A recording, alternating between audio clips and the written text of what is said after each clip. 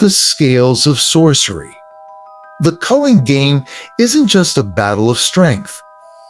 It's a battle of ideologies, and for Yuji Itadori, the battlefield has just turned into a courtroom.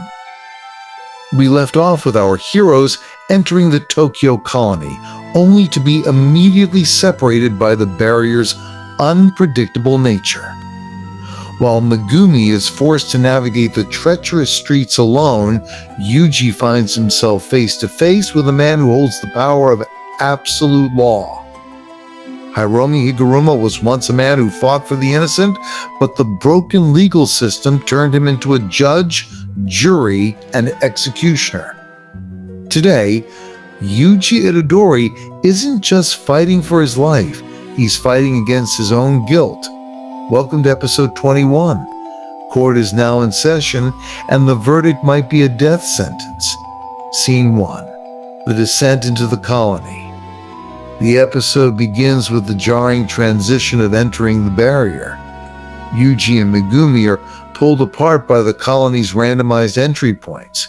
Yuji falls through the sky, crashing into a rooftop. As he stands up, he realizes the sheer scale of the chaos.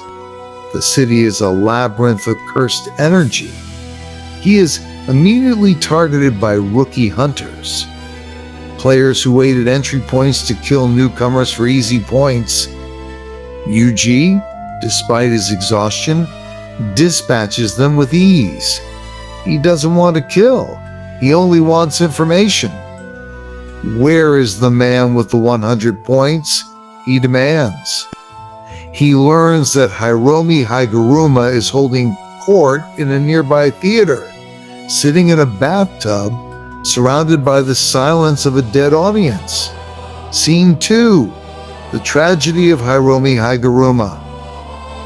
Through a series of brief, haunting flashbacks, we see the origin of Higuruma's power. He was a defense attorney who truly believed in the law. He fought for a client who was clearly innocent, but the corruption of the judges and the pressure of the system led to a guilty verdict anyway. In that moment of pure despair and rage, Higuruma's curse technique awakened. He didn't just find power. He found a way to enforce the justice the world refused to provide.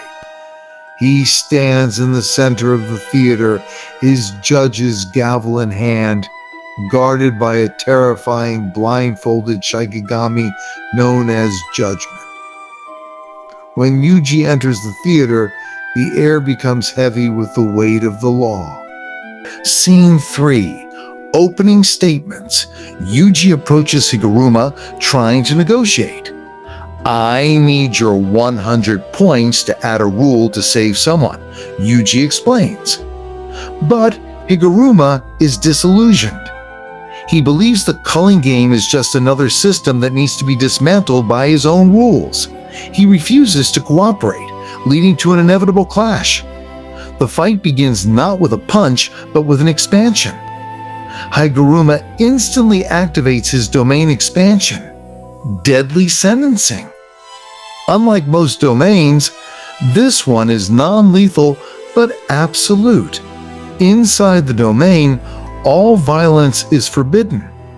It transforms into a literal courtroom where Yuji is the defendant and Judgeman is the prosecutor. Scene 4. The Trial of the Century. Judgeman presents an evidence box to Higuruma. The charge? Yuji Itadori is accused of entering a gambling parlor while underage.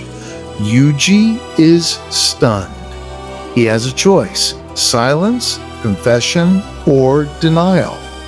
Yuji tries to argue his way out, but Higuruma is a master of logic. This scene showcases the psychological depth of Jujutsu Kaisen. It's a high-stakes debate where one wrong word leads to a penalty. Judgeman finds Yuji guilty. The penalty is confiscation. Suddenly, Yuji realizes he cannot use his cursed energy. His reinforcement is gone. He is just a normal human boy standing before a sorcerer who can transform his gavel into any weapon. Scene 5. Fighting without power. Higuruma attacks. Even without cursed energy, Yuji's physical prowess is superhuman, but Higuruma is skilled and relentless. Yuji is battered, bruised, and bleeding. He realizes he can't win by force, so he demands a retrial. The courtroom resets. This time, the charge is far more serious. Judgeman speaks in a booming, multi-layered voice. Yuji Itadori, you are accused of the mass murder in Shibuya. The room goes cold.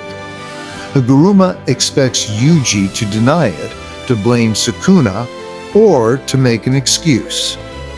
But Yuji looks down at his hands, remembering the fires of the malevolent shrine.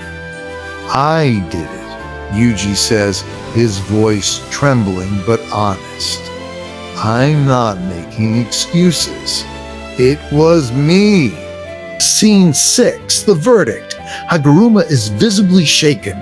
He has spent his life defending people who lie to save themselves, but here is a boy confessing to a crime that guarantees a death sentence just to stay honest. Judgeman screams the final verdict? Guilty. Death penalty. Higuruma's gavel transforms into the executioner's sword, a blade of pure light that kills anyone it touches instantly, regardless of their power level.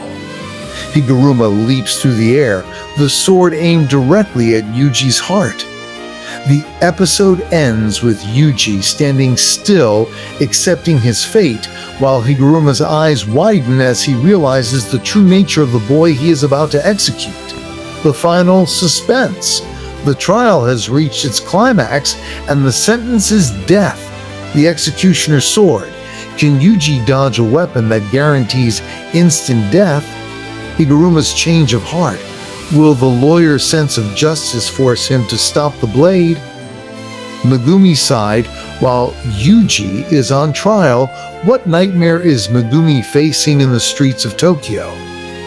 If you're on the edge of your seat, smash that like button and subscribe. The culling game is just getting started, and the stakes have never been higher. Press the bell icon for episode 22, where the verdict is finally carried out. Do you think Yuji is truly responsible for what Sukuna did in Shibuya? Let us know your thoughts in the comments. End of episode 21.